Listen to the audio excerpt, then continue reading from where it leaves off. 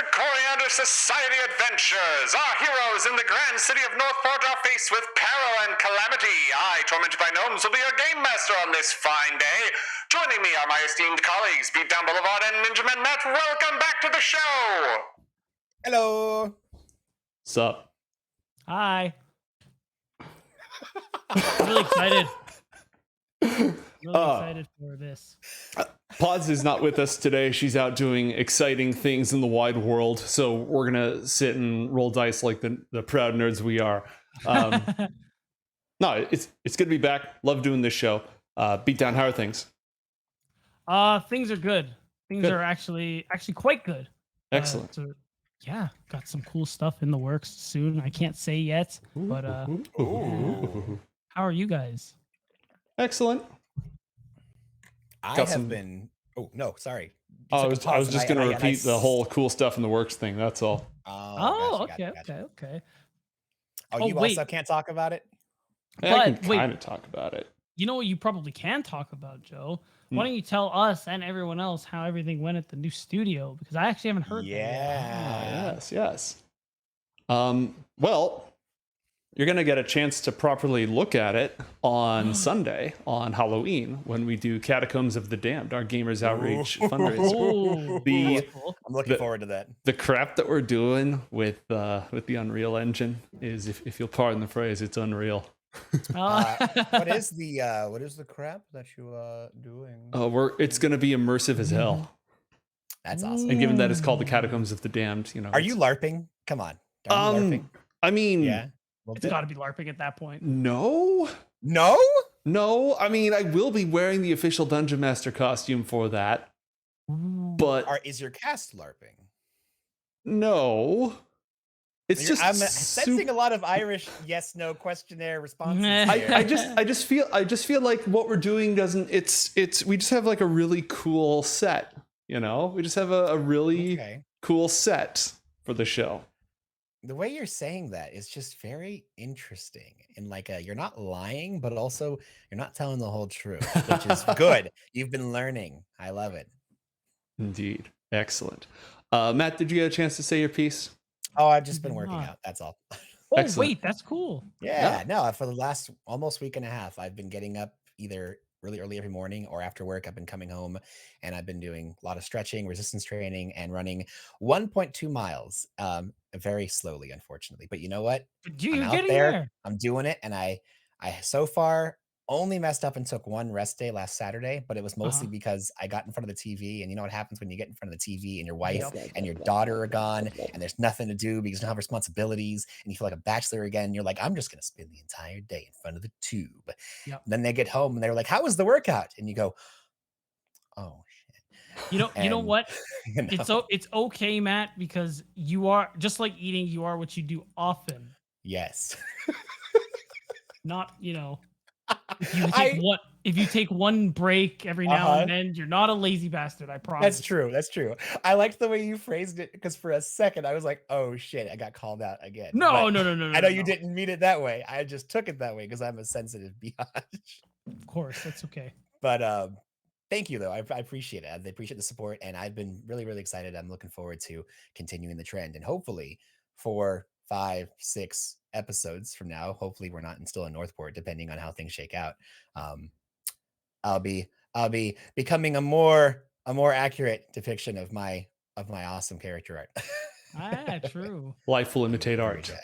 Yes, exactly. Good. Also, my daughter's awesome. Just putting that out there. She's doing 3 to 4 word sentences now, which is amazing. Wait, that's actually kind of cool. I know. I'm blown away by it. And she told me she loved me. Oh, damn right. Yeah. That's the shit we love to see right there. Exactly. All right, gentlemen. Do you recall where last we left our heroes? Yeah. Yeah.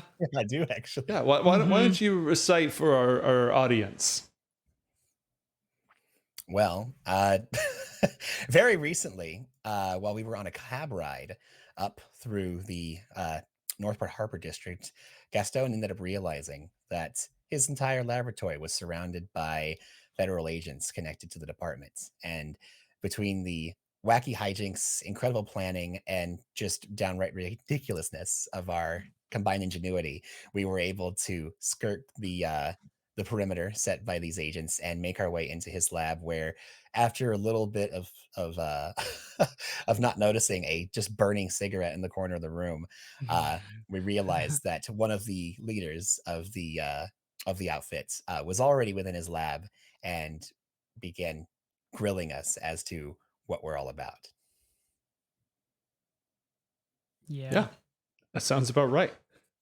You're inside Gastone's laboratory with the lights turned off to avoid detection by the small army of government agents casing the entire warehouse district here on the edge of Newton and the Harbor District. And just when you thought that everything was all set, Hank McCarthy emerged from the shadows. Now, I have a couple of important questions before we proceed. There were a ton of spells and shenanigans going on that were set last time. Is anyone or anything currently shrunk or enlarged? No. John de-hulked out after a while. But if Hank was there, he would have seen an incredibly roided out John Carmichael for about 10 minutes while he was just hiding in the darkness. And where are the supplies that Gastone needs to repair Florence Giotta's pod or start building Mark 1 of her armor? John had just set them down on a workbench, but unless Gastone moved him, he had a lot of time to move them if he needed to. No, they are still on said workbench. Okay. Are there any other important details we need to set the scene before we proceed? That depends. Will you allow me within the span of 5 seconds to build a sorry, what's the government guy's name?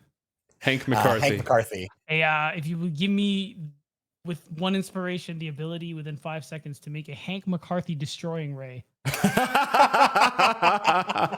See, what you didn't realize, mate, is while Gastone was distracting Hank McCarthy, John had used a mage hand in order to pluck one of his hairs, and he brought it back to Gastone and was able to place it in the palm of his hand so he could use his DNA to formulate a concoction that would be able to just disintegrate him on the molecular level. That happened. It projects a wavelength that's at the exact harmonic resonance of every cell in Hank McCarthy's body, causing him not to implode or explode, but merely to plode. Yes, he just floats. Cease. Yeah, no. But it would be East, because it always is the beginning letter is gone. So instead of explode, it's just explode. Right. Instead of cease, it's just East. He's just Have East. Have either of you guys read Wheel of Time? Damn it. I know about it, but I was just thinking because of East, what if we did that and Isekai and Hank McCarthy into a Japanese anime where he's like a little kid with the mind in it? I'll get the truck. Gastone's most powerful weapon, the Isekai truck. Isekai. You know! Oh, good. I'm gonna start That's investing. Great. Oh my gosh. One of my favorite So novel anyways, series is technically an Isekai. How many, really? How many inspiration is it to do what we just said? Isekai, Hank McCarthy. You would have to give me an explanation for how the hell that would work. I did. We took a hair during the conversation, gave it to Gastone. Yeah, but the science of isekaiing somebody, because here's the thing, right? You are playing in a world where other universes exist and you know about them. So really, isekaiing somebody would just be like sending them to another world and maybe transforming them or putting their mind into somebody in that world. Like, that's not out of the realm of possibility. But you haven't developed your own dimensional travel yet. I mean, yeah, kind of. If the two of you can sell me on a plan to build some kind of a device that would teleport him to another dimension, I'd hear that. But you'd have to distract him while you built it. And it would have to you'd have to have something that was sort of already designed to do that, because the way that jury rigging things works is if you're turning one thing into another thing, but the two things have at least somewhat similar purposes or functions or pieces, then I'd say, okay, that's fairly reasonable. That wouldn't take as much time. But you don't have any devices or inventions, Gastone, that currently focus on dimensional travel. So there's nothing that you could quickly repurpose. But he does have a freeze ray. He does have a freeze ray. I do have a freeze ray, and Wait, do you have a hypno gun on you? There's a thing is that a thing I have? Wait, maybe. I feel like I took that from somebody. Dr. Zorbius did have a hypno gun, which literally has a spinning spiral disc on it. Yep. There's a Yeah, hypno gun, yeah, there was that's a freeze gun, and there was a berserker gun. I took the freeze gun. I think Asena took the No, it was a bubble gun. She had a berserker like rat poison sprayer. And then yeah, there was a bubble gun. It was bubble gun, hypno gun. I took the hypno gun, you took a freeze gun, and she took a bubble gun. But I didn't know if you had more than just I thought you might have also had a hypno gun. No, I think you took the hypno gun. Anyways, I could give you a hypno gun if you want to use a just in the moment. Something I'll just throw you a hypno gun and then you at that point you might as well just use it yourself, you know? That's true, that's true. Well, I thought you could turn the hypno gun into like, I don't know, like a abracadabra. You're now a zebra? Dog. Yeah, something. A zebra fire. True. I think the hypno gun, doesn't it just paralyze you? It's just whole person, but the science version, right? I can look that up. Anyways, this government agent is standing there asking a lot of questions. He would like you. No, gentlemen. You expressed a concern that I may not have enough evidence to bring you in on charges. Maybe you're right. Maybe you're wrong.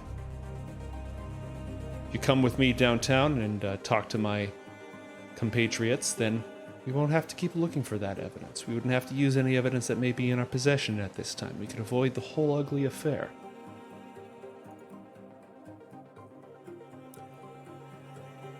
John's gonna start coughing. And using the coughing as a ruse, he's gonna send a message to Gastone when he pulls his coat up to kind of block the coughing. Hey, I'm gonna try and take one for the team here real quick. I might say too much right now, but just forgive me, okay? He's just gonna look over. John, roll a deception check while we're at it. Yeah, that'd be an 8. 23. John's like just staring at Hank McCarthy while he's doing this. And like, no, it's less like a and more like a and like I'm telling him like he knows that I'm You're doing something. like umpire catch, pitcher stuff. Exactly. So yeah, he knows something's going on, but he can't hear squat. Okay. Beatdown, do you respond in any way? I just very subtly nod my head. Okay, good. Just like a quick little look at the camera. You can reply to this spell. Oh. Yeah, Oh. yeah. You can reply to this Yeah. spell. I will just simply say, okay, fine.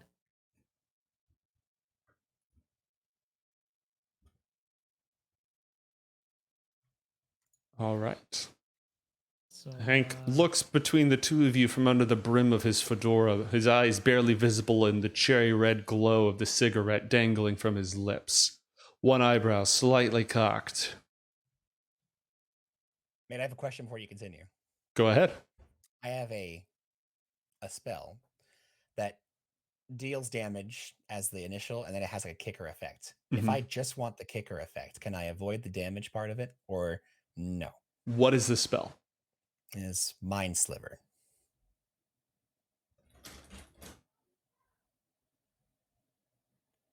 You drive. I understand if it's no. I'm just not trying to kill this person is the thing. Right. I will. So, hearkening back to an incident that occurred years and years and years ago when I was DMing, I will not. The spell will still deal damage, but I will let you pull your punch and roll minimum damage. Okay. Then that's what I want to do. I'm mostly looking to cause a headache here, not try and split his head open. Okay. Roll an Arcana check. There were too many. An Arcana check. Okay. By the way, if you have anything super cool that you wanted to actually say, I'll give it a listen. I'll cut him off at the appropriate time. He already said maybe I have evidence, maybe I don't. Come with me quietly, and it won't. And that's an irrelevant issue. 28 on the Arcana check. Wow. All right, that is enough to pull the punch and to make it so he's not like, my brain has been attacked. So how does the spell work? So as John, as he asks this question, John does his little coughing fit, giving the Gastone the message, and then all the while is just staring at Hank, and then he, pulls his face out from behind his coat, just like closes his eyes, takes a deep breath, and just says, "No, I don't think I will." And at the end of that last bit of his consonant with will, he's going to use that as the component to cast Mind Sliver, and he puts a little bit of that nice magical English on the end of that word in order to give it the oomph it needs, and the energy begins to irradiate out almost invisibly from John's mouth as it seeks to capture a point inside of Hank McCarthy's noggin and send him spiraling with an enormously bad headache. Okay. He has to roll an intelligence saving throw. What is the DC? It's a 19. All right. 7. What's minimum damage? And that would be a 3 points of psychic damage. Okay. He takes 3 points of psychic damage, and the kicker, there's a minus 1d4 to his next saving throw, correct? Correct. All right. He blinks. Clearly, I don't want to say clearly. Subtly affected. Roll 1d4 to see what we subtract from his next saving throw. 1. 1. Congratulations. You have reduced his next save by 1 point. Gastone, while this exchange is going on, are you holding your ground? Are you stealthily attempting anything? What are you up to? Oh, man. Because, I'm pretty sure I remember John saying last week how, we definitely don't want to be... Because I'm pretty sure I was going to, shoot the guy or something, and John was like, no. So, the department, like I've said, is like the FBI. There are several different departments within the department that deal with various types of crimes. So, if you waste this guy, if you shoot him, then there may be consequences. What are those consequences? Well, the feds being after you, essentially. There are a lot of them outside. They haven't made their way in. He's found his way in. You don't know how much they know about you, about your activities, etc. So you are still free to try to waste this guy. It's just that you have to... There may be fallout. Can you deal with the fallout? Yeah, I don't think this is something Gastone would do. I think at best we just try to knock the guy out or something. Even if we did shoot him, it wouldn't be to kill. Just kind of wing him, make him less of a problem. But maybe even that will have those same consequences. So yeah, it's still shooting a federal officer. Yeah. Yeah. So there's a couple things I'm thinking about. One, just telling him, hey, honestly, this is that important to you. We could do it, but I need a day or two. To be honest, I might say it anyway. Yeah, so could you, just for me real quick, would you mind rolling an insight check? Just kind of from what you're running by right now in your own head. Okay, you get, I would say, Joe can let you know if this is actually true or not, but just from the way that from the message John sent you and the way that his body language and the way he's interacting with Hank McCarthy and kind of trying to put himself, even though you were kind of the one tanking originally and John was kind of hiding, now he's kind of stepped forward and is trying to shoulder a lot of this. You get the sense that John is trying to basically jump on this grenade for you. He wants to buy you that time. He knows that the only person right now who can save Florence Giotto is you. And if somebody has to get taken downtown, it should be John. And whatever he has to do to buy you the time he needs, he's going to do right now. So then should I say nothing? The sense that you were getting from John was that he's hoping that you just hang back for a moment. Of course, I mean, you do what you're going to do, and if anything drastically changes, absolutely, we're a team, we should help each other. But he's in I'm going to try to take care of this so you can save Florence kind of a thing. So if you want to do anything involved with that, that's just the sense that you're getting. That was an amazing insight check, by the way. I'll He's- wait 1 more minute. He's a mini investigator in addition to being an inventor. What we've got in this room are 3 investigators all giving each other the hairy eyeball. I know that you know that. I know that you know that. I know that you know that. Okay, Yeah. if Hank McCarthy doesn't react and Gastone's giving John a minute, then John's going to move forward with his plan. Okay. What is phase 2 of the plan? Phase 2 of the plan is as McCarthy. Does he visibly like react to the cantrip? No. No. 27 deception. Wow. John is going to walk up to him, and he's going to pull out a. Is Hank McCarthy's cigarette still all loaded up and stuff? Mm-hmm. Okay. Just for the sake of plot stuff, can we say that he spit it out when he got hit in the head? Sure. Okay. John's gonna pull out a cigarette and a lighter from his pocket and light one up. He's gonna take the first hit from the cigarette that he's probably had in about 2 years. And as he takes a draw from the cigarette, you can see John's not as used to it as he once was, but he Roll a falls into it. Constitution saving throw. Sure. And an 8. I would say probably with advantage because John was a chronic smoker, but that's fine. That's fine. You can have it. I'm going to say that if you were a chronic smoker, you don't like just start coughing incredibly, but if the lights were on, people could tell you were getting a little pale, a little green around the gills. Yeah. That's what I'm getting at. Is John, he takes a draw from it and like kind of chokes it back a bit. But again, anybody in the room, if it wasn't a dark room, would notice. But he takes the hits to kind of show that it's fine, and then he passes it over to Hank McCarthy. Okay. Roll a persuasion check.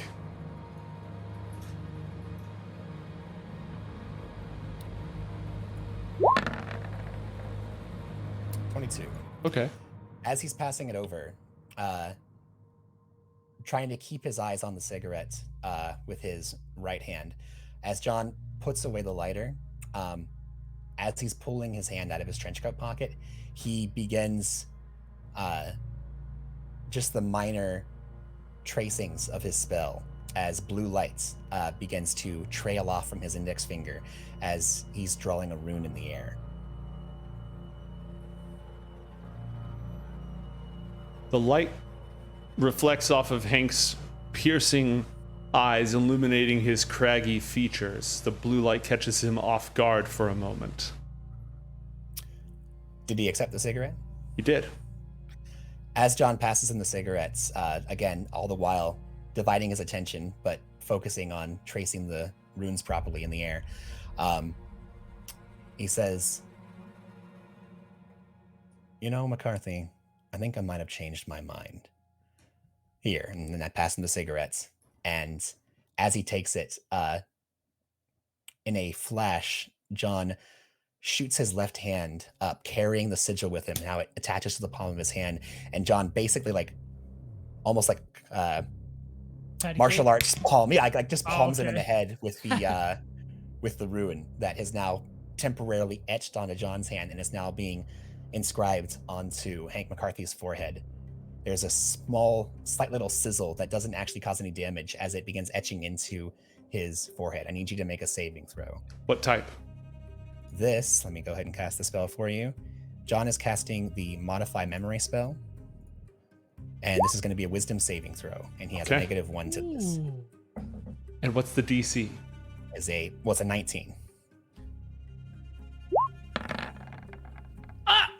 Natural 20. All right, guys, course. I'm done. I'm going. Everybody have a good day. Oh well. What memory were you trying to implant in him? Mate, am I able to use an inspiration to have him re-roll that? Yes. I would like to use an inspiration. How many inspiration do you have left? I have 5 left. Okay. Here's the reroll. 16. There we go. God.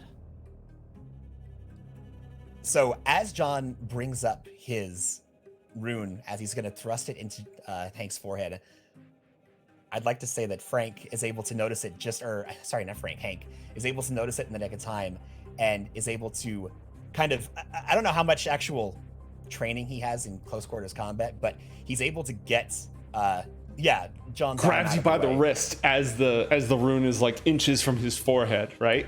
Yeah. And in that instant where the spell's about to fizzle, John just has this spark of literal inspiration and grabs the rune with his other hand and then just slams it onto his forehead.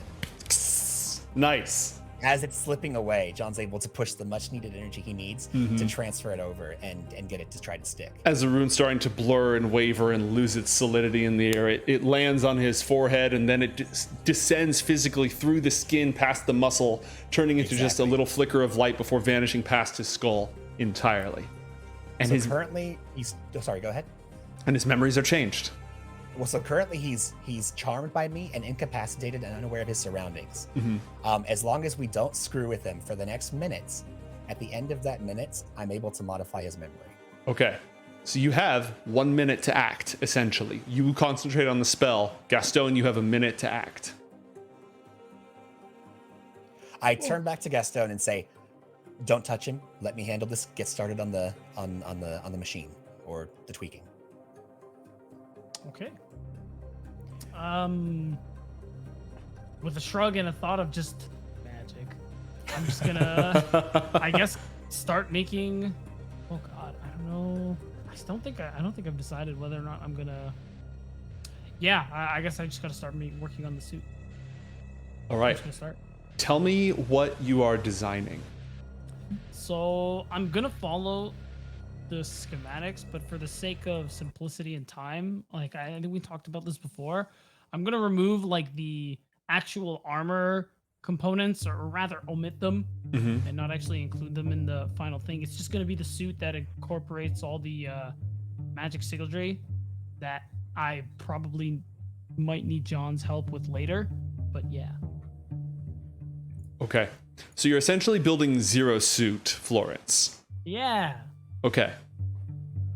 All right. The inner liner, the runes, a couple of energy projectors and anchor plates and stuff like that. Just the bare minimum. Yes. And you're going to start setting everything up to deploy it right there? Right there. Okay. You roll a... Do you have Tinker's tools? I do. Roll with advantage because you're in your laboratory. Ha ha ha. And I take it is with intelligence? With your intelligence, correct. Ooh. Wow, 2 17s coming out to a total of 27. Whoa. Wow. All right. You easily begin laying everything out. You can see the designs floating in your head. You know what you need. You need this piece, you need this piece. Even in the dark, without turning on the lights, you've got a good idea of where to grab everything. You've got your welding mask. You've got the metamaterials that you gathered. You're going to have to jury rig some sort of a plasma torch to sear some of these parts together. You're going to need something serious to cut through this carbon fiber stuff, these advanced polymers. But you design your own advanced polymers. You have the tools for that. You've got like a mega ultra sonic powered sewing machine hooked up in there. So you clank that down. You start laying out the designs, and as quietly as possible, you begin the pre-work of setting everything up. That's going to take you some time. It's going to take you at least a minute. Yeah. John, what do you do during that time? Egg McCarthy. So, like I said, you were able to convince me to come with you. I'm heading with you now to the departments, but as part of the plea deal that I made with you, you are to pull all of your agents out from this lab and cease investigating Gastone Tosto for at least 1 week. That was our deal. In exchange, I was coming down with you. I was going to be placed under arrest for stealing a pizza and giving it to a gangster. And during that time, you were able to uncover information and you wanted to check in with me about it. I don't know, you fill in the details. However, I am to be released as long as all of this seems to track and you are satisfied. You are to release me no later than 24 hours. That was the deal that we made. All right. The memory burns into his skull. You can feel the true memories being unraveled, replaced with the new ones as the neurons disconnect and reconnect to form new memories. The magic settles in, and when it's done, it fades. Hank looks at you for a moment, as if confused or concerned or suspicious about something. Nods.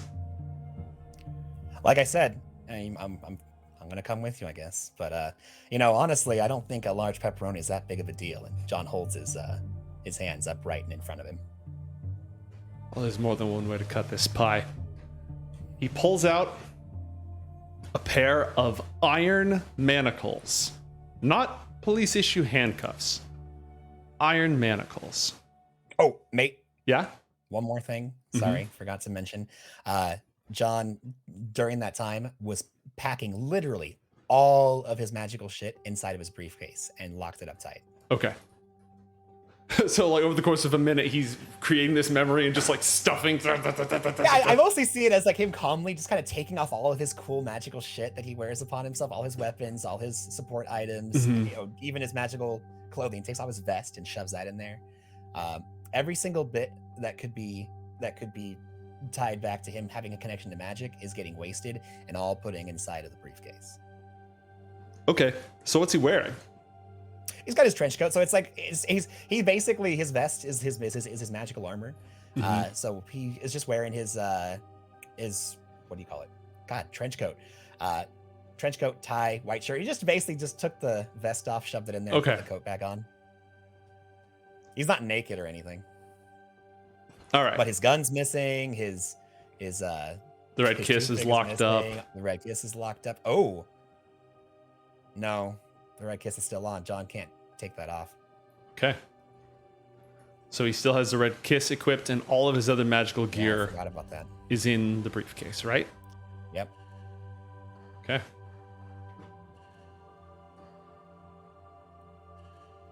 All right. Sorry, back to the crazy iron manacles that you're going to put on me. And with that, he puts you in some crazy iron manacles. They are very heavy. Like, your wrists drop as he clicks them shut with a key that he secretes in a pocket. John smiles wryly. Damn, Sarge, buy me dinner first. And he's gonna march you out. Actually, he'll look over at Gastone and say, "Which way you want me to go out?" I prefer the front. And with that, he will march John Carmichael out the front door, past the boxes and crates in the warehouse that conceal the laboratory from sight. John, when you go out the front door, you see that there are 2 cars of government agents pulled up in front of the door. With the agents all have Tommy guns, and they're all, like, not quite in full SWAT siege mode, but very close to it. They are covering the front door. It's all right, boys. Me plus 1. And he starts walking you towards the car. The rain pours down on the both of you, splattering off the windshields. You can see other agents. And he's going to go ahead and say, "Have a seat." Pull you in the back of his car, and then have a word with the other people, with some of the other agents. Go ahead. Okay. Oh, I was just gonna ask if he was gonna do that, so that's perfect. Yeah, no, he's gonna have a word. You barely catch. It's essentially him saying, "Call it off, boys. We're done here." Okay, good. Roll perception check, John. You're speaking my language. 21. Sure, Hank. What about the other threat that we were tracking? Like I said, we're done here. Wrap it up.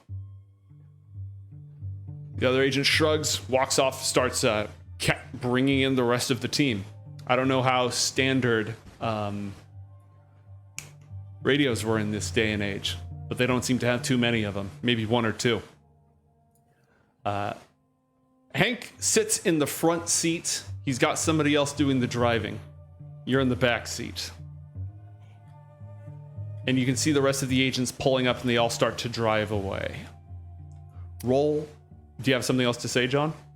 No, I'm just happy it's working. Okay. All right. Roll a perception check. Another perception check. Ooh. Mm-hmm.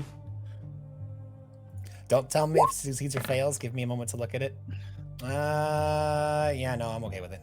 Okay. As you're pulling away and heading not too far to the McCulloch building in Newton, a featureless, dark rectangle fortress of a skyscraper that the department calls home, you notice somebody else on a nearby rooftop watching over the scene. You get a brief glimpse of her face. It's Nancy Rain. Here? Yeah. With the department? No. No. Just here at the same time as the department. The department is packing up. She is not. Oh. We're cool with Nancy. Where is she? Right? Can I see her? I mean, I always can see her, but how far away is she? She's like, as you're pulling up the corner, you can see her on the second story of a building. What was your question, Beat Down? Oh. How cool are we with Nancy Rain again? Pretty cool, right? We met her in the graveyard once. Yeah. Am I remembering that right? She's a detective with Northport PD. Yeah. She's also the other child that was sacrificed to Senapulker. She has a dragon fang. She's the other one who has a dragon fang. Mm-hmm. And she's a, I don't know about good friend, but you know, we're associates, John and Nancy Rain. If John has eyesight with her, he's going to try and send her a message cantrip. Nothing happens. Your John tries wrists. again. Okay. Roll a Constitution saving throw. Oh shit! I don't try again. 15. Oh, 15. I was almost a 1. Okay. John, you convulse as the manacles send an electric shock through your entire body. The moment that you cast a spell. Manacles? Oh shit! You take 20 shit. points of lightning damage. Seriously? Yeah. Who else is in the car with me, by the way? Hank McCarthy and his driver. And his driver. And is this like? Oh god. Excuse the reference, but is this like when the Chosen One had gotten shocked and tried to play it off as nothing, or is this a little more subtle than that? Do you want to play it off as nothing? No, I'm asking, like, do the manacles light up and shock me, or like? Yes. They flare. They have runes on them. Wow. When the lightning goes off, they form runes all along the manacles. Did you mention the runes when you said it was iron manacles? They before? were invisible at the time. Ah, okay. They very appeared good. when you cast a spell. Hey, real quick, while they're aside from just the oh my god, that's what these are. Holy shit! Can John look down and see if he can see those runes before they just disappear again? Sure. Roll an Arcana check with disadvantage because you did not expect those to be there. They don't last very long, and you're being shocked. It's very reasonable. A 12. Okay. Those are definitely magical. What information are you looking to get about them? Mostly just with a quick glance. I know I can't get much, but mostly John's just wondering if these are local, like to Yord. If they are, it's not a magical tradition you've encountered. Oh, so John has not encountered this on this planet. Correct. This doesn't appear. I mean, they're iron manacles, so obviously, you know, they're following some kind of. I don't want to say pseudo-European, but like, I mean, not a lot of other cultures he's familiar with made just straight up like manacles. The way you are they manacles the way that I probably recognize them from what you described? Yes. Okay. Medieval dungeon shit. Yeah, that's what I was getting at. Okay. The weathering and material, the way that these things are made, they don't look new, I would assume, right? They do not. Okay. The iron they're made of, do they appear to... Just because John, again, is a bit of a researcher, do they appear to follow the style and make of even like an ancient version of the Commonwealth, or are these more likely overseas, like from a really old... Roll a history check. Okay. A flat check. You're not being like, you have some time to think about what you've done on the ride, so you're... Think about what you've done, John. 23. Ancient Ausonian, which is overseas. Okay. Ausonian, is that the same as the city that's getting its shit conquered right now? The one that you just dropped earlier this last episode? No, that's Kemet. Kemet. Okay. Kemet had pharaohs. Ausonia had emperors. Can you spell Ausonia, please? Sure, I'll spell it in chat. Here. The reason I'm asking is not too long ago, before they left, John came across a treasure that was ancient Austonian or Ausonian. Mm-hmm.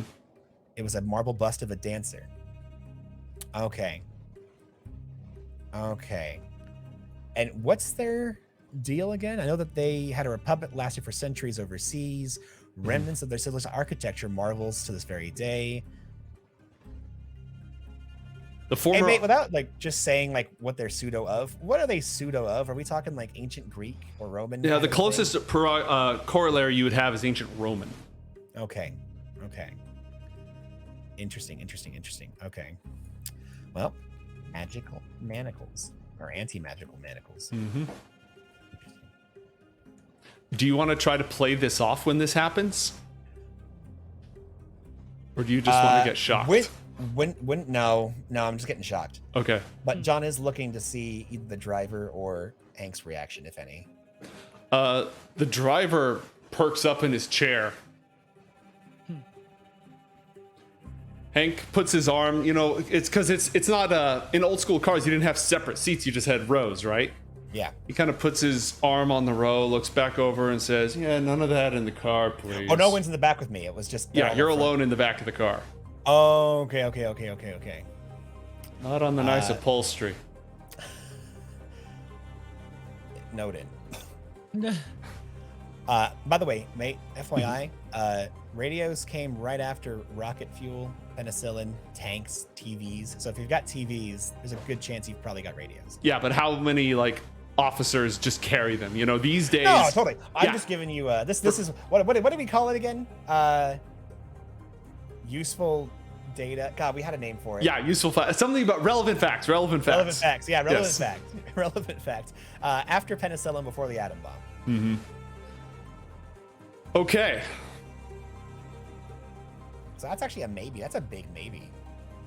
Somebody has radios, but not these guys. Yeah, that's the thing. You can listen to the radio. You can listen to shows on the radio, but it's radio communication exists, but it's not super common for everyone to have a walkie-talkie. It's usually a big, bulky device.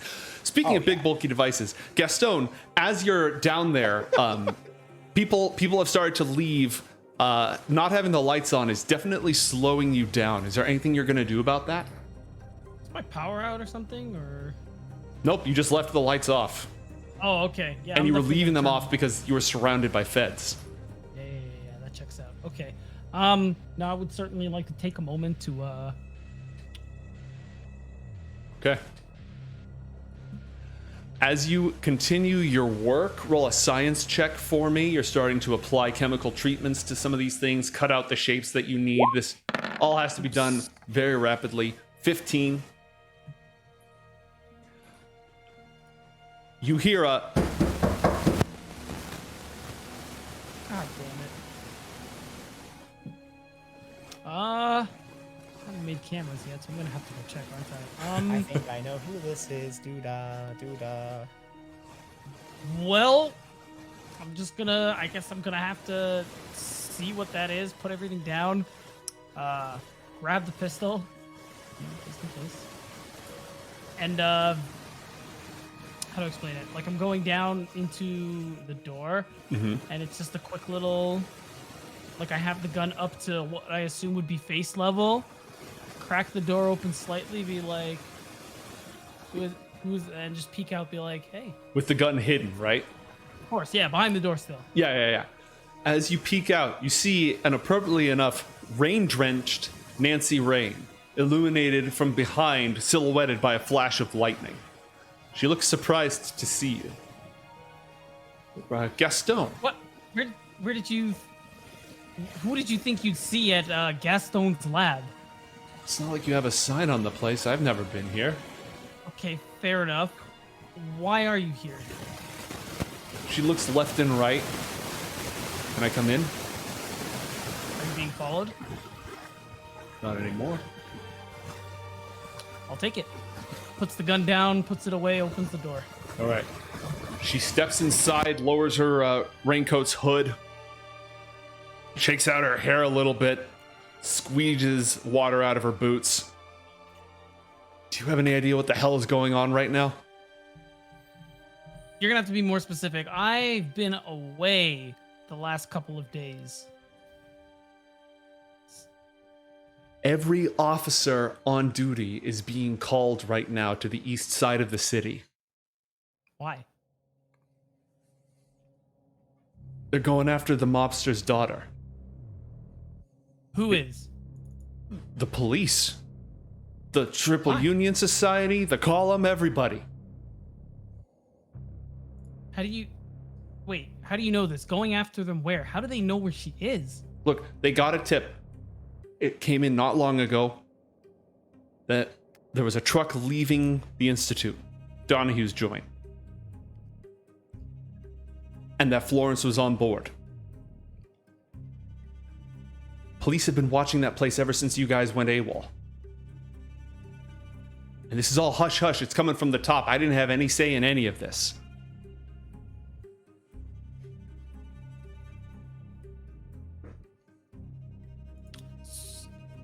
Wow.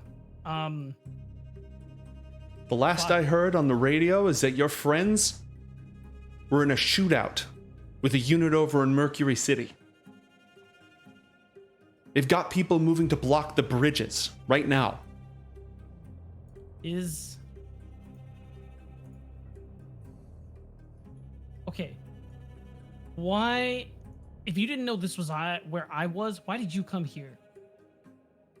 I was following the department. They've been super hush-hush about everything. I thought they might know something more than I do. Somebody's pulling the purse strings over at the NCPD. And if anybody was investigating it, it was going to be the feds. Well, unfortunately, I'm not really that into financial affairs, if that is what you're talking about. Well, okay, this is Look, somebody's bankrolling this operation, all right? This whole headhunt for the Florence girl. Somebody at City Hall is being paid off to mobilize every single police officer in this whole unit. So you're saying the mayor is being bought out by one of these gangs? Somebody. They put a detective going after the Institute. He's looking for any excuse to take that place down. And now a bunch of feds just dragged John off to God knows where. Okay. I have a couple ideas, but which one I go through depends on how you answer some of these questions. Mm-hmm. One, you said the column is also on this list. Yeah. Cool. Any chance at all you could put me in touch with them?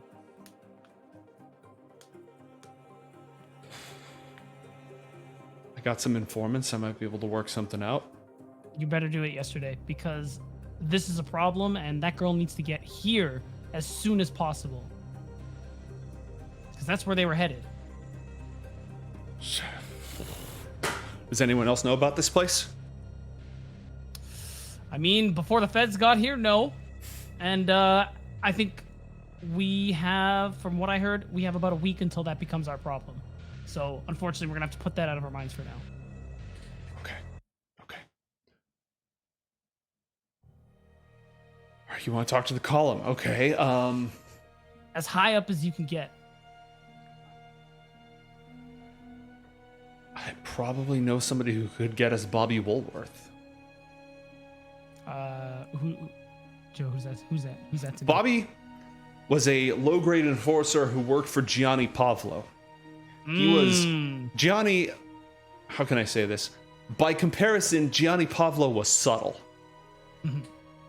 Bobby Buttercup Woolworth is not subtle. Mm-hmm. And since there's been a number of openings recently in the column organization, he's undergone a rapid field promotion. Cool. He's gonna have to be the guy then. But okay, you need to understand. That can be the informant, fine, if you can put me through. But I need to go higher than that, because the only way this gets solved, I think, at this point, is if we have Gianni Lincoln Giotto, not Johnny Pablo, he's dead. If we can get Lincoln Giotto in on this. Okay, I'll see what I can do. What sort of arrangements are you looking for? Just to speak. Everything after that's going to be up to them. All right. Because at the end of the day, I have something I still need to do here. And time, again, I have to stress, is short. Okay, but you're gonna have to do something if those people are ever gonna make their way over here. What's that? I don't know. Oh. Yeah, bridges being blocked, patrols everywhere. Oh, shit. Okay.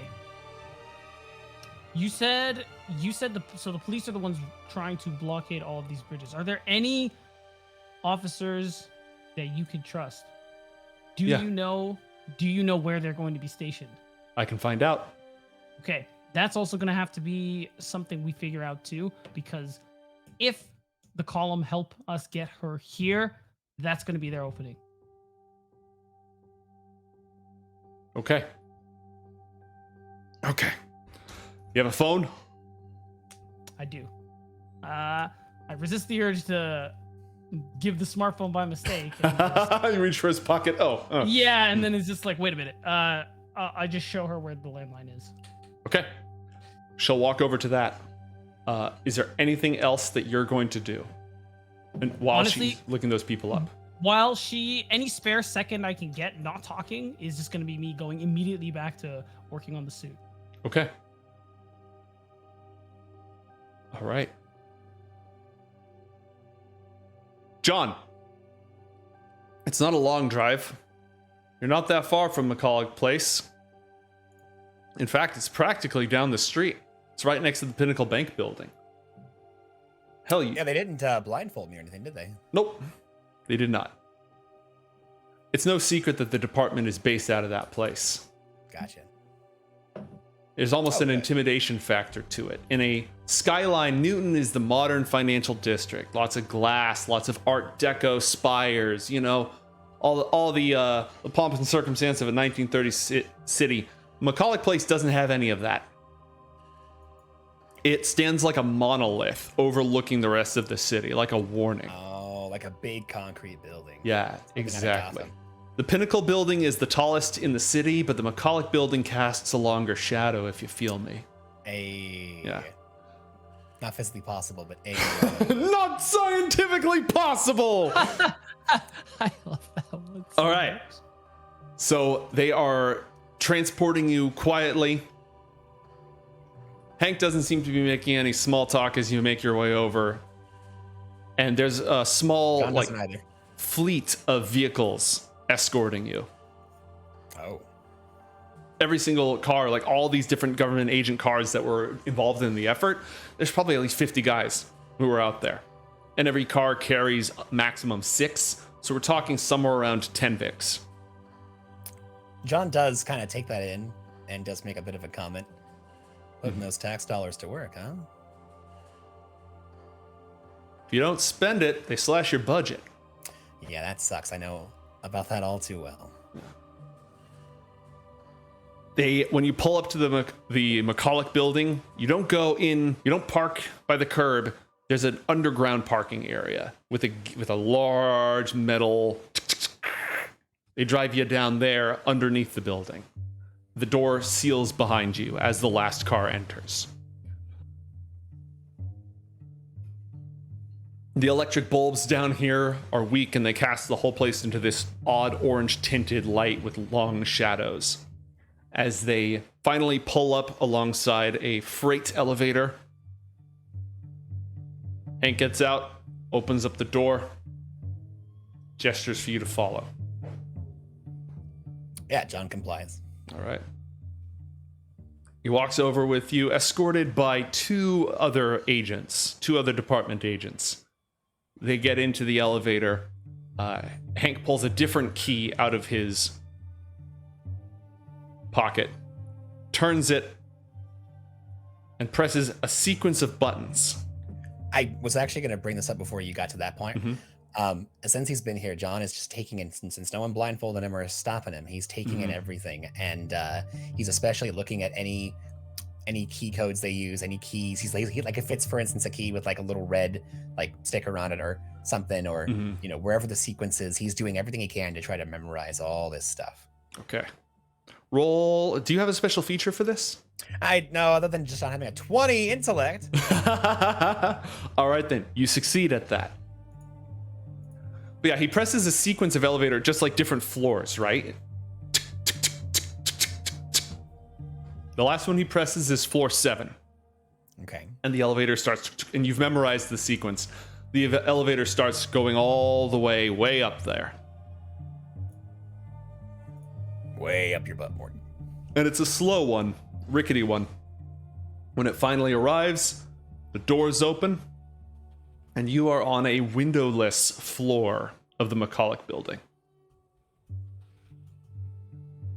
Windowless floor. Interesting. Yes. This is the only elevator that enters or exits this floor. The other elevators that go past it, above and below, don't get off on this floor.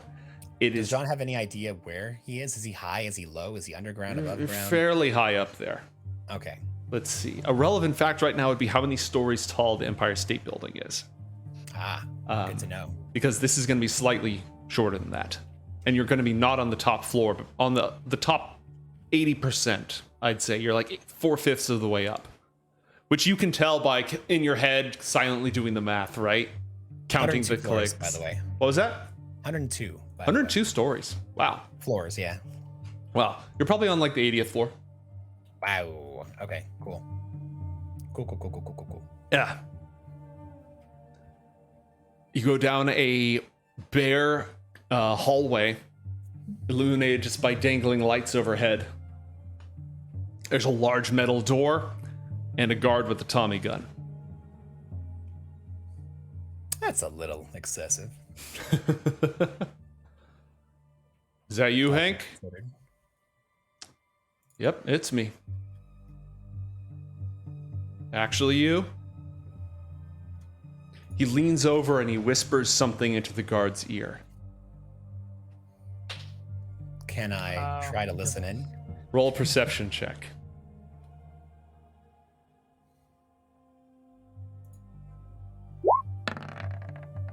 A natural 1. Unfortunate. You hear him say, "The big cheese gets his at low tide tonight." Yep, that makes sense. Okay, good. All right. Presses a button. The door swings open. It's gotta be like a 4-inch thick metal door. Wow. That's an excessively thick metal door. Hank leads you inside. John begins walking through and just kind of turns and looks back down that hallway. Mm-hmm. The door, there's only 2 other agents with him right now. The door closes, blotting out the last sign of the lobby. Nice. Right this way, Mr. Carmichael. You take tea, right? Yeah. 2 cream, 1 sugar, please. Yep. But you walk you through a series of it's very narrow hallways, and the rooms just have numbers on them and little sliding plates. Oh God, it's this kind of holding cell. He's gonna walk up to room number 7. Lucky. He opens the door. Inside, pretty much what you expect. Metal table, 2 chairs facing on each other. Pixar lamp. Mirror that's probably a one-way window, so you can be observed. You know, those don't actually work like they do in Hollywood, but you know, I'm gonna let it go because they're playing a game. I was gonna say you also can use magic, Matt. So. And Gastone can build jetpacks, so... Very true. Yeah. And then he has you have a seat. One of the other agents comes in, cinematically obscured. You know that part of V for Vendetta where you can never see his face because the light's always behind him? You got that kind of thing going on. Yeah. He grabs the tea, sets it down in front of you, takes a seat across the way. This is McCarthy, right? This isn't just some random... Well, a random guy came in with the tea. McCarthy handed it to you. When he comes in with the tea, John goes to sit down, and he looks over at the one-way mirror and kind of, is directing his voice at the random department agent. Those only work because the rooms are kept so dark. That's why everyone thinks it's a somatic thing. You go into a PI's chamber or a police precinct. The police got it all lit up, but generally, when it comes to interrogations, they keep it dark, and everyone thinks it's because you're trying to scare them, whatever. It's just that's how the mirrors work. If it's too bright, you see right through it. There's a special, and he goes into the process. He goes way too deep into why it works, at least from where he comes from. Oh, I'm sure he's done the knowledge in here, and it should be probably a pretty similar process. Matt can't say it word for word, but that's fine. You're a professional investigator. You were a Coriander Society agent. You know about all. You know a lot about interrogation techniques. Yeah. All right. The whole time that you do that, Hank just sort of sits there listening to you. And John just takes his tea and is like, okay, well, I think that's all you're here for, but I'll probably see you again soon. The tea delivering person whose face you still haven't seen because the light's behind him was standing there the entire time. Yep. Just walks straight backwards. Closes the door. Ominous. All right, Mr. Carmichael, let's have a chat. Meanwhile, in Gastone's laboratory.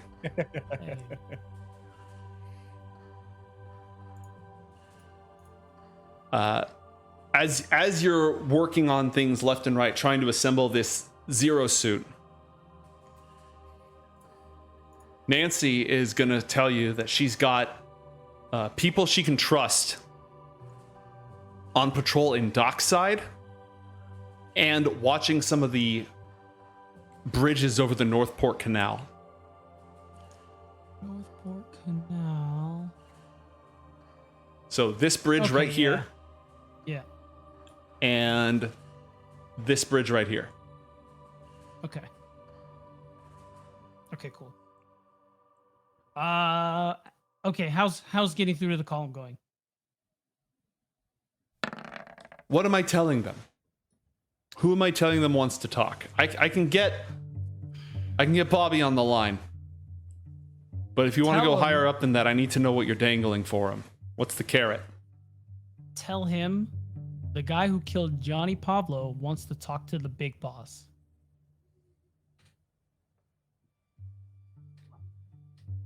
All right. She sits back on the phone, says a couple of words, waits for a moment.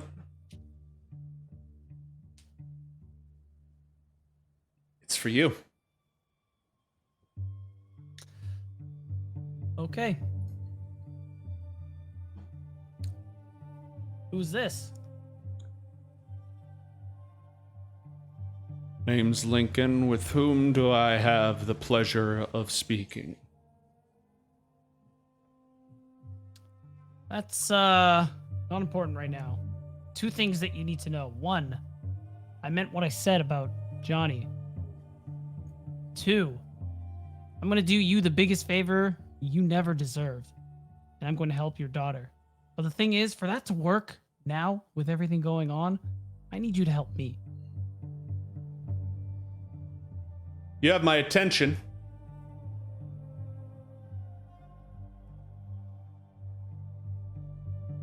Oh, is that a prompt? Okay.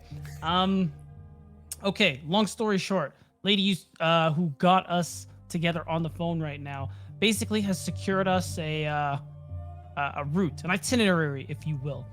What I need you to do is I need your boys to pick up your daughter and bring them to, I guess, would I just give them like the address? Yeah, Nancy looks at you. That sounds like a terrible idea. At that point, Chester's like just kind of pawing at your calf, not really getting through your really nice armored pant leg, but just reminding you that he's there. Right. New plan. Okay, so what I'll tell him is bring her to Bleecker Street. Okay. Bleecker Street is where? Yeah, there it is. Yep, we got it right here. Cool.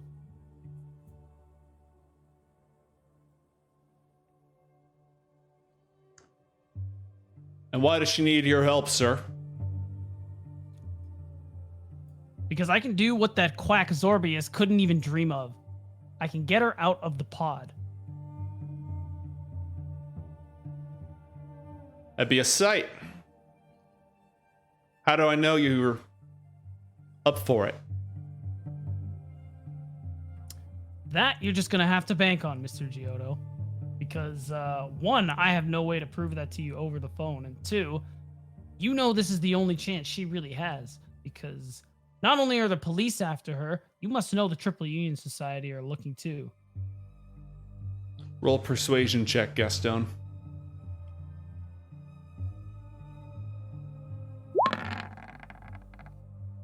Hell 23. yes.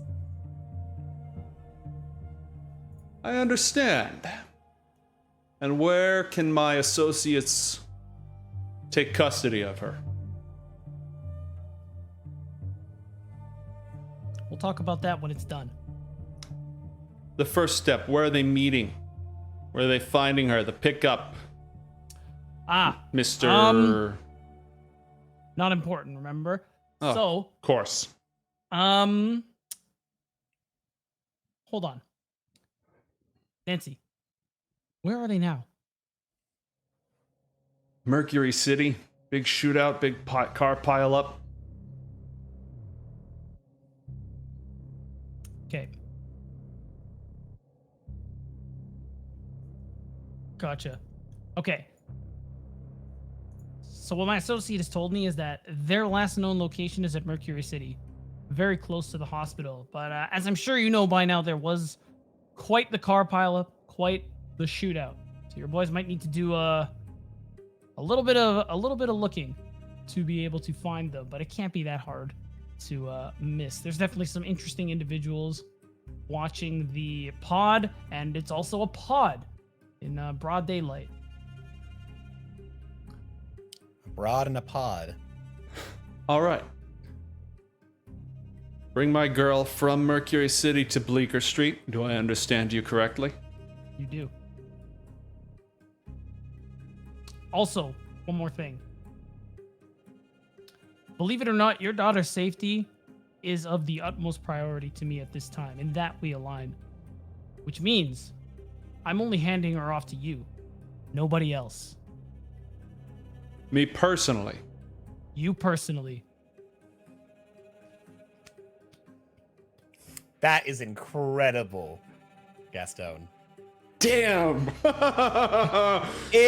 Freaking incredible. This is not how I saw this session going, but I love it. Yeah. That's not how I saw this going, but this man.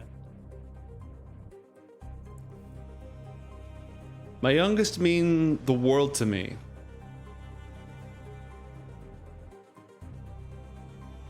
I'll see through my part if you see through yours. Then we have a deal. A pleasure doing business with you, Mr. I appreciate persistence, but that's something you will not get from me. Persistence is only one of my many virtues. I'm sure. Click.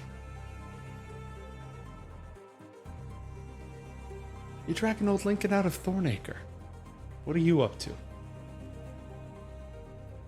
It depends. Am I talking to Nancy or Yeah. Officer Rain? That's Nan. Oh,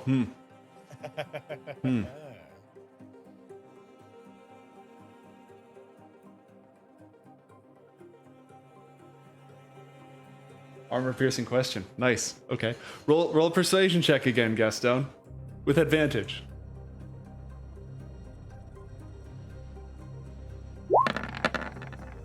Natural Dude, you're on 20. fire tonight. Not just with the dice, man. Everything.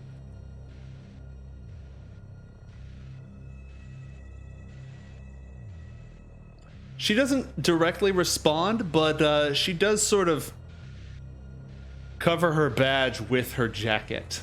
I like that. Well, let's just say I'm going to take care of 2 birds with 1 stone. And to put it bluntly, today's the day I put a bullet in Giotto. Damn.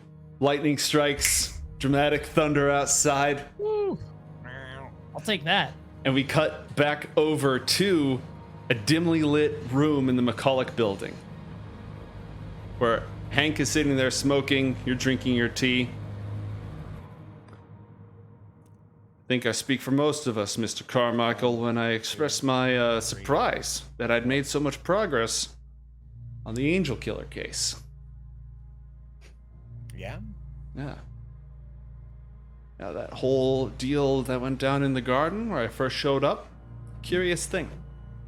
Why me? Let me ask you something, Mr. McCarthy. How many people in your department would be able to turn around an entire squad like that? 1. And you have your answer.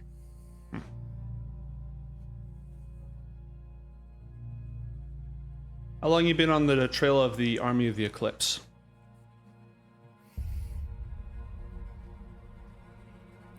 I'm going to be honest with you, sir. I kind of stumbled into that one. I feel like I keep bumping into the Eclipse, chasing leads that end up nowhere, but I keep finding them. Spies of all sorts. Comes with the territory. Especially in this town. Tell me about your hometown, Mr. Carmichael. What's it like? Well, not too different from here, actually. Oh, yeah? Far away. Mm-hmm. How far? A hop, skip, and a jump, I'll tell you that. How about you, McCarthy? I hear you're not from around here. No, I'm a Heartland boy.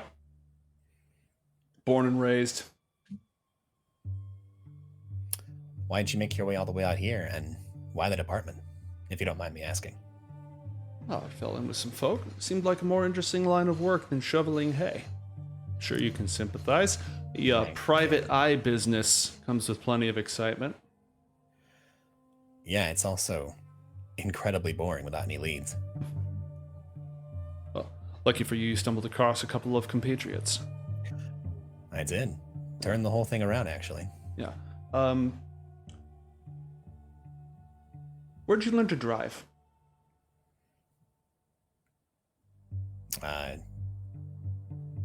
My grandma. Hmm. Why? Have you always taken your tea with 2 creams and 1 sugar?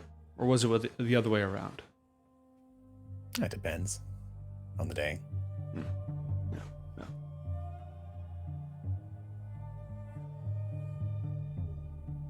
How long have you been in Northport? Mate, real quick.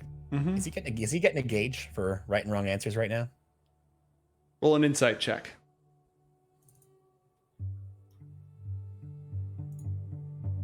A 13. He's all over the place, man. These questions don't make much sense. He might be fucking around for all you can tell. What was the last question he asked? What was the last question that he asked? I think I just lost my train of thought. How does he take his coffee? Yeah, no, he said that was depending on the day. He Yeah, asked when he learned to drive. Oh, that might have been the last one. Yeah, there was one after. How long the you been in drive. Northport, Mr. Carmichael? Gosh, it's hard to say. Probably about a year, but I can only clearly remember about 4 months, maybe 5. Yeah. Bottle will do that to you. Yep. All right. Also betrayal. That helps. Now, you get over it. What is your exact Some do. relationship with Opal Donahue? A lot less than what people seem to think. I'll tell you that. Nice girl. Does a lot of good. We are business associates, mostly. I think we were almost friends right up until the rug got pulled out from under me. Yeah. Got burned. A lot of folks who had your number in their books tore that out. You ever been to the jungles of Zolquia? Singed, by the way. I don't get burned. I tend to do the burning. I've noticed that. Yeah. I've been trying to take it easy, though. I know that's causes a ruckus in your town, and it tends to be a bit of an issue. So I've been it's not the way that I see things. How so? I don't think that what you and your friends have been getting up to can really be quantified as taking it easy in any regard. Oh, trust me, things could have been a lot worse. Yeah, like what? Like more burning. Yeah. I run with some pretty trigger-happy friends. Sometimes I feel like old Jiminy Cricket here is the only thing keeping the streets from being a little more red or a little more on fire each and every day.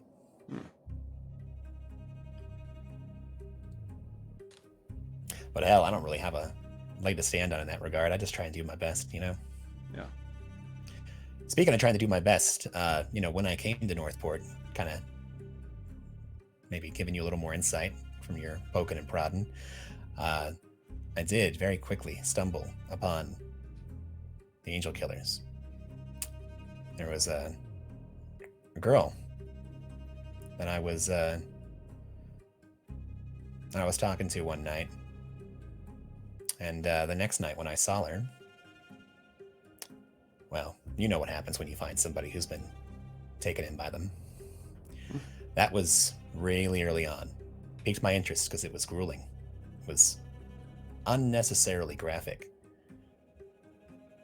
I thought it had to be the work of some deranged individual, but it turns out, just like I'm sure you've probably come to discover yourself, it's more like a cabal. It's not one person. It's many. And it wasn't graphic just for the sense of violence. It needed to be that way. It was ritualistic, came to find. Anyway, I threw myself into that case. Why? Because it sucked. These are horrible things happening to good people. Well, happening to people. Most of them usually were pretty good. At least by my estimation. And, yeah, that pretty much consumed me for a long time. But, like you said, after hitching up with who I've met, we've just about put that case to bed. There's only a couple of errant hairs that need to be plucked. I would assume you and yours have been following up on those who weren't in the garden that night? Picking up the pieces, cleaning up the mess. Yeah? And you happen to know where they are? One of them. Let me guess. Not Natalie. He smiles, gives you a small nod. Yeah, she's a slippery one. I've got somebody who might be able to put us in contact with her. I don't know where he is right now. I gotta find him. We kind of lost track of him. But I've got people who can put myself in touch with him if they haven't already. Tell me about him. Oh, tall, dark, handsome. Under the thrall of a insane cabal for the last, I don't know, decade or more? Ringing any bells? No, that's right, because I found him. I think this is going to kind of go both ways. Look, you are trying to find out some stuff about me. I know that you're doing a thing where you're trying to.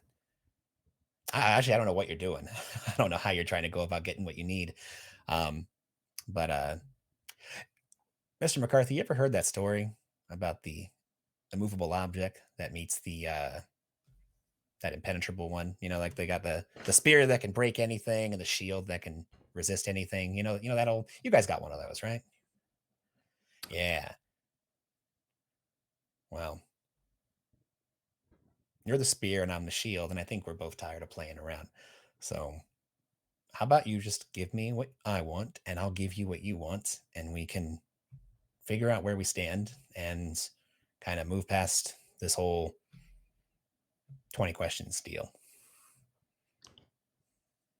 Roll persuasion check, John. Persuasion.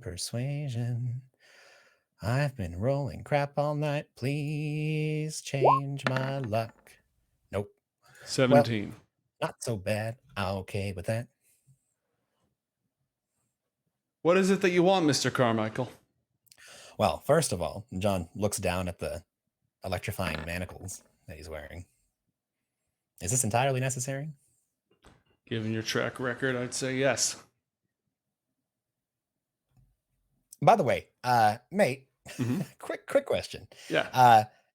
Not that John would have made a huge deal of it, but whenever there was a moment where people weren't like really, really super hyper focused on him, like when he was in the back of the car and when he was getting walked the hallways, any chance John could have tried to slip out of these things, or are they like grafted to him right now or something? Roll a sleight of hand or acrobatics check. Because if it is at all possible, I would love to have one of those moments where John just like takes his hand out and like scratches his nose and puts his hand back in, or, you know, something along those lines. Sure. Roll an acrobatics check. Oh, acrobatics instead of sleight of hand. Okay, yeah, no, you've been able to slip out of them. Okay, so John will kind of do that. He'll pull his hand out, he'll scratch his nose and put his hand back in. Mm-hmm. Any other requests? Some good tea. Like, what the hell? Is this Lipton? Where the hell did you get this? Come on, I man. called it Lipton. That leaf not to your liking? I mean, obviously not. No, but yeah, you know what? I'll drop the sarcasm. No, it's not that good. I mean, it practically tastes like coffee, man. Let me see if I can work something else out. He reaches into his vest pocket. And he pulls out a single white flower and sets it on the table between the two of you.